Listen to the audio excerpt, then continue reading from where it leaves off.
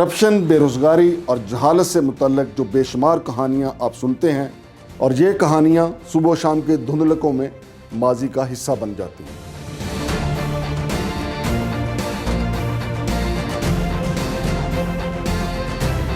مگر میں لے کے آؤں گا وہ خبر جو بنے گی ہٹ سٹوری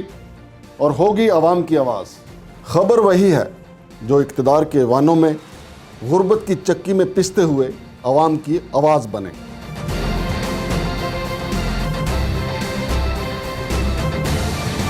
دیکھیے پروگرام ہٹ سٹوری شمشاد مانگٹ کے ساتھ۔ بسم اللہ الرحمن الرحیم۔ ناظرین، ہٹ سٹوری کے ساتھ میں ہوں آپ کا میزبان شمشاد مانگٹ، اور آج ہم بات کریں گے عرب اسرائیل دوستی کے حوالے سے۔ ماضی میں یہ عرب اسرائیل تنازع کے حوالے سے زیادہ جانا جاتا تھا، لیکن حالیہ دنوں میں عرب اسرائیل دوستی جو ہے وہ سر چڑھ کر بول رہی ہے، اور اس دوستی نے پورے خطے کی صورتحال بلکہ پورے عالم کی صورتحال کو بدل کر رکھ دیا ہے۔ اس حوالے سے بات چیت کرنے کے لیے میرے ساتھ موجود ہیں ارشد ملک صاحب۔ ارشد ملک صاحب سینئر صحافی ہیں اور ان کا خارجی امور پر کافی عبور حاصل ہے۔ تو ارشد ملک صاحب، ہمیں یہ بتائیے گا کہ حضرت عمر فاروق رضی اللہ عنہ تعالیٰ کے دور میں جو یہودیوں کے ساتھ جو معاہدہ ہوا تھا وہ کیا تھا؟ ذرا اس کا پس منظر بتائیں کہ تاکہ ہمارے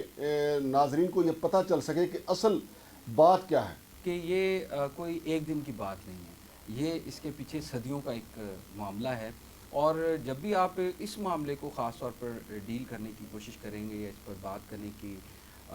سلسلہ شروع کریں گے تو آپ کو وہ پس منظر جو ہے، وہ جو ماضی کی تاریخ ہے اس کو ضرور مد نظر رکھنا پڑے گا، تبھی آپ حال کو سمجھ سکتے ہیں۔ آپ نے جہاں بات کی ہے حضرت عمر فاروق رضی اللہ تعالیٰ عنہ کے حوالے سے، جب وہ خلیفہ تھے تو اس وقت مسلمانوں نے بیت المقدس کو فتح کرنے کے حوالے سے، یہاں جب اسلامی افواج موجود تھیں اس علاقے میں، تو اس زمانے میں جو اقتدار تھا یا اس وقت جو اتھارٹی تھی وہ مسیحی برادری کے پاس تھی، کیونکہ جو اس زمانے میں روم تھا، جسے قرآن پاک میں بھی روم کے حوالے سے کہا گیا ہے، وہ دراصل جو کانسٹنٹائن جو بادشاہ تھا، بادشاہ قسطنطین جو تھا، اس نے چونکہ مسیحیت قبول کر لی تھی، حضرت مسیح علیہ السلام کے آسمانوں پر جب اللہ تعالیٰ نے ان کو بلا لیا اپنے پاس، اور جو اس زمانے میں یہودیوں کی جو چال تھی یا سازش تھی وہ ناکام ہو گئی، تو اس کے بعد پھر وہ پوری جو سلطنت ہے وہ ہی اس وقت کا، جسے ہمارا اسلامی نقطہ نظر یہ ہے کہ وہ بھی سب ہلکا بگوش اسلام ہو گئے تھے، یعنی حضرت مسیح علیہ السلام کی جو رسالت تھی اور ان کی جو باتیں تھیں ان پر وہ ایمان لے آئے تھے، تو لہٰذا یہودی جو ہیں وہ اس زمانے میں جتنا ان کا قریبی تعلق تھا روم کی حکومت کے ساتھ، یعنی جو بعد میں مسیحی ہو گئی حکومت، تو وہ بعد میں اتنا ہی شدید ان کا آپس میں اختلاف پیدا ہو گیا، تو لہٰذا یہ معاملہ ہوا کہ ٹائٹس رومی تھا، اس نے وہاں قتل عام کیا، بہت بڑی تعداد میں یہودیوں کا قتل عام ہوا، ان کو وہاں سے پھر بے دخل کر دیا گیا بیت المقدس میں، جہاں پہلے روم کی حکومت نے، جو اس وقت کا بادشاہ تھا، اس نے یہودی وہاں پر ایک شخص کو یا یہودیوں کو یہ اختیار دیا ہوا تھا کہ وہ جو بھی فیصلے ہوں وہ کریں، اختیار ان کو دیا تھا، لیکن حکومت جو تھی وہ روم کی تھی۔ تو یہ پس منظر اس لیے سمجھنا ضروری ہے کہ مسیحی آج کے جو ہے وہ یہودیوں کی فیور میں کیوں چلے گئے، اور پھر تبھی آپ کو یہ بات بھی جو آپ نے سوال کیا ہے جو آج کے دور میں بڑا برمحل ہے اور اس پر بات ہونی چاہیے، یہودیوں کے پھر آئسولیشن میں جانے کی وجہ سے ان کو بہت سارا جانی نقصان بھی اٹھانا پڑا، اور پولیٹیکل ان کو نقصان بہت ہوا، کیونکہ جو ان کا اختیار چلتا تھا اس زمانے میں وہ ختم ہو گیا، اور اس کے برعکس یہ ہوا کہ جو رومن امپائر تھی وہ مسیحیت کی علامت بن گئی، اور انہوں نے ان سب کو بے دخل بھی کر دیا، پرسیکیوشن بھی ہوئی، ہر لحاظ سے یہ پھر بکھر گئے، تتر بتر ہو گئے۔ بعد میں جب حضرت عمر فاروق رضی اللہ تعالیٰ عنہ جب ان کی خلافت تھی اور مسلمان اس جگہ تک پہنچے، جو یقینی طور پر ہمارے لیے اس لیے بھی بہت اہم تھا کہ یہ قبلہ اول ہے، اور آپ صلی اللہ علیہ وآلہ وسلم کی معراج کے حوالے سے بھی ایک بہت خاص اہمیت ہے، پھر یہاں قبۃ الصخرہ جسے ڈوم آف راک کہتے ہیں، ٹھیک ہے، اس حوالے سے بھی اس کی بڑی اہمیت ہے۔ پھر ڈوم آف راک جو ہے یا قبۃ الصخرہ جسے ہم کرتے ہیں، یعنی جہاں سے آپ صلی اللہ علیہ وسلم معراج کے لیے تشریف لے گئے تھے، اس کے ساتھ جو ہے وہ مسجد اقصیٰ ہے۔ جس کی ہمارے لیے بے انتہا اہمیت ہے، اور نہ صرف ہمارے لیے ہے بلکہ جس جگہ پہ جس مقام پر یہ مسجد واقع ہے وہ زمین بھی اس لحاظ سے بہت اہم ہے کہ وہاں مسیحیوں کے لیے، یہودیوں کے لیے اور مسلمانوں کے لیے، ان تینوں کے لیے کشش ہے، کیونکہ جو قبۃ الصخرا جس جگہ پر ہے اس زمین کے حوالے سے بھی ایک خاص تاریخ ہے جو یہودیوں کے لیے بڑی مقدس سمجھی جاتی ہے، اور مسیحی بھی اس حوالے سے بہت ٹچی ہیں، وہ بھی اس پہ اپنا ایک بہت خصوصی ایک دلچسپی رکھتے ہیں، اور مسلمانوں کے لیے تو ظاہر بات ہے کہ آپ صلی اللہ علیہ وسلم کے وہاں سے معراج پہ تشریف لے جانے کے حوالے سے بھی، اور اس سے پہلے بھی انبیاء علیہ السلام چونکہ وہاں رہے ہیں تو ان کے ساتھ ہمارا چونکہ ایک ایمان کا تعلق ہے، اور ہم جب تک انبیاء علیہ السلام جو ہیں ان پر ایمان نہیں لاتے تو ہمارا سلسلہ آگے نہیں بڑھتا. تو یہ ایک ہسٹوریکل پرسپیکٹیو ہے جس کو آپ کو ضرور رکھنا چاہیے. حضرت عمر فاروق کے ساتھ جو ہے یہ معاہدہ طے کیا گیا اس وقت، اس فقہ اعظم جو تھا یعنی مسیحیوں کا جو اس وقت مذہبی رہنما تھے اور جو ان کا اختیار تھا، انہوں نے حضرت عمر فاروق رضی اللہ تعالیٰ عنہ سے یہ شرط رکھی تھی کہ وہ اس صورت میں اس شہر کو مسلمانوں کے حوالے کریں گے اگر مسلمان اس بات کی ضمانت دیں کہ وہ آئندہ مستقبل میں یہودیوں کو اس علاقے میں نہیں آنے دیں گے. مسلمانوں نے یہ بڑی ایک رعایت اور بڑی اس جو صورتحال تھی اس میں انہوں نے بہت ایک فائدہ دیا یہودیوں کو، اس لحاظ سے کہ حضرت عمر فاروق رضی اللہ تعالیٰ عنہ انہوں نے یہ ان کی طرف سے تجویز گئی کہ چونکہ ان کے لیے بھی یہاں پر ایک روحانیت کی تسکین کا اور ان کے جو مقدس مقامات ہیں ان میں ان کے لیے کشش ہے، لہذا ان کو آنے کی اجازت دی جائے. پھر مسیحیوں کی یہ شرط تھی جس سے جو معاہدہ ہوا تھا تاریخی، اس میں شق 2 کے طور پر یاد رکھا جاتا ہے کہ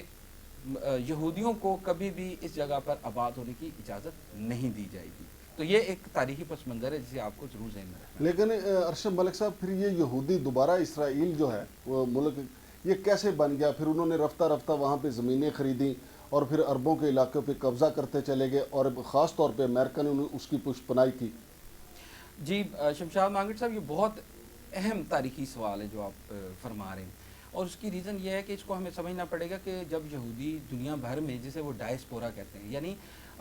دنیا بھر میں وہ پھیل گیا، اور اس وقت نہ ان کے پولیٹیکل رائٹس تھے، نہ ان کے پاس کوئی معاشی ایسے حالات تھے، بہت ان کے اوپر ایک مشکل ٹائم تھا. تو اس وقت انہوں نے جو پھر حکمت عملی بنائی، جس کو مختلف ناموں سے آج بھی لوگ یاد بھی کرتے ہیں اور اس کا حوالہ بھی دیتے ہیں، اور کچھ اس میں اسے کہتے ہیں جی سازشی نظریات ہیں، یعنی حقیقت سے تعلق نہیں ہے، محض یہ قیافی ہیں یا سازشیں ہیں. لیکن وقت نے ثابت کیا کہ وہ اس طرح بات نہیں تھی، سازشیں نہیں تھیں، بلکہ جو چیزیں تاریخ کے ساتھ ساتھ سامنے آتی رہیں ان میں یقیناً حقیقت تھی، جو آج وہ چیزیں ہمارے ہوتے ہوئے ہماری آنکھوں کے سامنے نظر آ رہی ہیں ہمیں.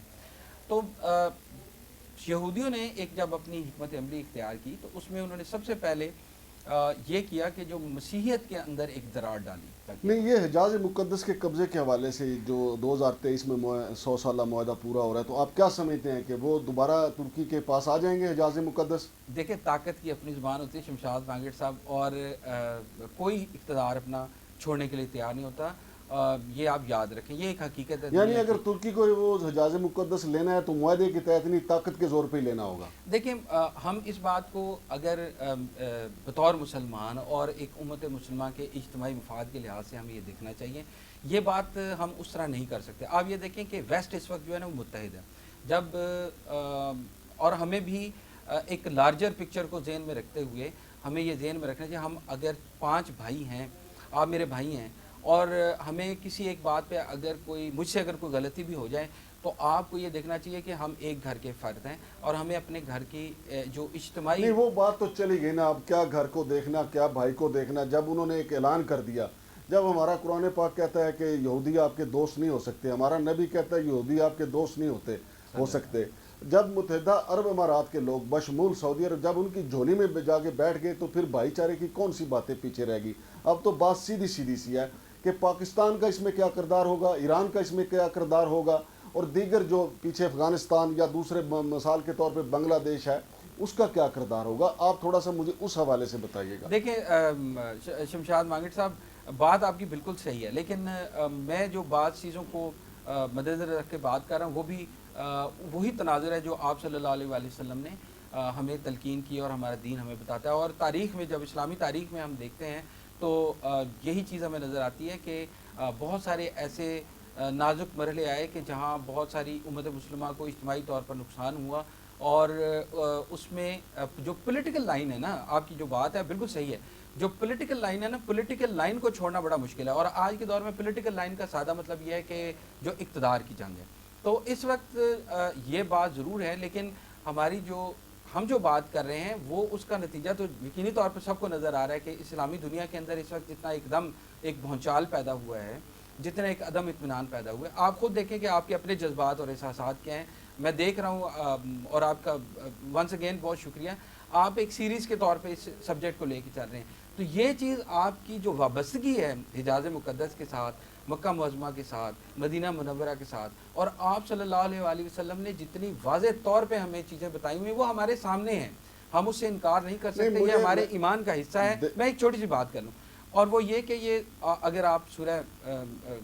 कहफ जो है वो 18वीं सूरत है कुरान पाक की, उसका अगर आप मफ़हूम देखें जो आप सल्लल्लाहु अलैहि वसल्लम ने बयान भी फरमाया था कि हर जुमे को आप पढ़ें, और उसमें इसी मौजू को सारे को डिस्कस किया गया। तो आज हमारे सामने वो होता हुआ नज़र आ रहा है। ये एक हम क्लैश की तरफ बढ़ रहे हैं। पहले ही सऊदी अरब के अंदर आपको पता है कि जो हालात हैं, रॉयल फैमिली के जो मामलात हैं, उनका जो मुआहदा है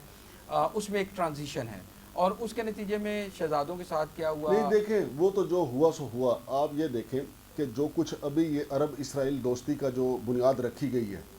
इसको ना तुर्की पसंद करता है, चाइना जो है वो पहले ही अमेरिका के लिए ख़तरनाक हो चुका है। अमेरिका पहले ही उनको धमकियाँ, हत्ता कि कोरोना के मामले पे भी अमेरिका ने कहा कि हम आपको सबक सिखाएंगे। रशिया काफ़ी देर से इस इंतज़ार में है कि रशिया से अमेरिका से अपना पुराना बदला ले। रह गया बीच में पाकिस्तान। पाकिस्तान ये जानता है कि हमेशा अमेरिका ने उसको अपने मकासद के लिए इस्तेमाल किया है,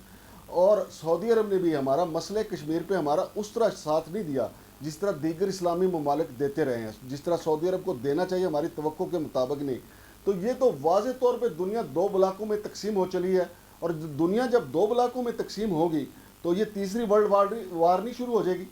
मेरे ख्याल में आपकी ये बात बहुत अहम है, और अगर हम देखें तो बाज़ पहलुओं से, और मैं ये थोड़ा सा आप में इजाफा भी कर दूं कि ईरान ने कल कह भी दिया है कि वो किसी भी वक्त मुत्तहिदा अरब अमारात पे हमला कर सकता है, चूँकि उन्होंने उम्मत मुसलमा के जज्बात को मजरूह किया है और वो यहूदियों के दोस्त बन गए हैं, लिहाजा ईरान किसी वक्त भी हमला कर सकता है। ये मैं उसकी ईरान की तरफ से रद्द अमल आया है। देखें, इस वक्त जो इस्लामी मालिक हैं उनके दरमियान बड़ी शदीद लफ्ज़ी गोलाबारी पहले शुरू हो चुकी है, और जो आप फरमा रहे हैं उसको अगर हम एक पहलू से देखें तो जो थर्ड वर्ल्ड वॉर या तीसरी आलमी जंग, या जैसे हमारी जो अहादीस मुबारका की किताबें हैं उनमें मलहमतुल उज़्मा भी कहा जाता है, और एक बहुत तीसरी, और अगर मसीही ट्रेडिशन को, अगर आप मसीही रवायात को देखें तो उसमें हरमजदून या आर्मेगेडन की बात होती है। तो वो बातें भी हैं, लेकिन इस वक्त लफ्ज़ी जो जंग है वो तो ऑलरेडी शुरू हो चुकी है। आप ईरान के सदर रूहानी साहब का बयान देख लें, उन्होंने इसको गद्दारी कह दिया। मुझे अपना अरशद मलिक साहब, क्या आप तीसरी आलमी जंग की बू सूंघ रहे हैं? मुझे ये बताएं। देखें, हम बू नहीं सूंघ रहे, हम अपने सामने ये देख रहे हैं कि सफ़ें लग चुकी हैं, दोनों तरफ से काम शुरू हो गया है। और दरअसल इसराइल वो बुनियादी वो पॉइंट है जिसके ऊपर एक बड़ी वाज़ेह लकीर है मुसलमानों के लिए, और इस वक्त हमारे सामने है कि इसराइल जो है वो अपनी डोमिनेंस, अपने जो एक्सपेंशन है वो उसको बढ़ा रहा है। तो बहुत बहुत शुक्रिया जनाब अरशद मलिक साहब। नाज़रीन, जैसा कि आपने सुना कि इसराइल को ताकतवर तरीन बनाने के लिए सारा खेल रचाया गया है, और वो वक्त दूर नहीं है जिन्होंने इसराइल के साथ दोस्ती की है। आप देखेंगे कि इसराइल उन्हीं पे हुक्मरानी करेगा, उन्हीं के इलाकों पे कब्ज़ा करेगा, और उनका एजेंडा भी बिल्कुल वाज़ेह है। और जैसा कि मेरे दोस्त अरशद मलिक साहब ने कहा कि हज़रत मूसा अलैहिस्सलाम से जैसे जलीलुल कद्र पैगंबर के साथ वफ़ा नहीं की, वो हम जैसे गुनाहगार लोगों के साथ क्या वफ़ा करेंगे। लेकिन इस वक्त पाकिस्तान का किरदार बहुत अहम है। हमारे आर्मी चीफ सऊदी अरब में मौजूद हैं, देखते हैं वो सऊदीया के साथ क्या मामला तय करके आते हैं। इसके बावजूद पाकिस्तान के किरदार को कोई भी मुल्क नज़रअंदाज नहीं कर सकता, ना ही चाइना कर सकता है, ना सऊदी अरब, ना ही अमेरिका कर सकता है। शमशाद मांगट को इजाज़त दीजिए। अल्लाह हाफिज़। करप्शन, बेरोज़गारी और जहालत से मुतल्लिक़ जो बेशुमार कहानियाँ आप सुनते हैं, और ये कहानियाँ सुबह शाम के धुंधलकों में माजी का हिस्सा बन जाती हैं।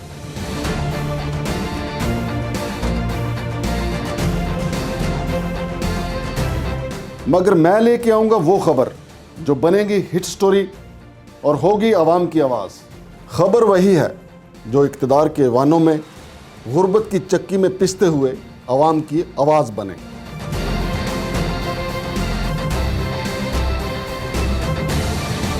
دیکھیے پروگرام ہٹ سٹوری شمشاد مانگٹ کے ساتھ۔